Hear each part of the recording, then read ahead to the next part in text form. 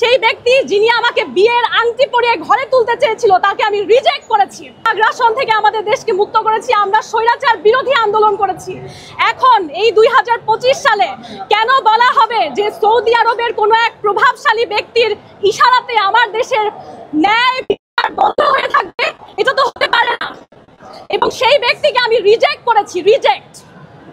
এটা পরিষ্কারভাবে ক্লিয়ার হওয়া প্রয়োজন। সেই ব্যক্তি যিনি আমাকে বিয়ের আংটি পরিয়ে ঘরে তুলতে চেয়েছিল তাকে আমি রিজেক্ট করেছি। আমার কি নারী হিসেবে সেটার অধিকার নেই?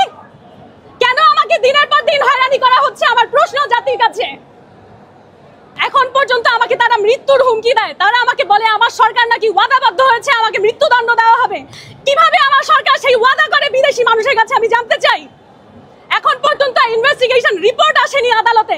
কেমন করে আদালতের শাসন কার্য শুরু হওয়ার আগেই তারা আমাকে রায় জানাচ্ছে বিদেশ বসে?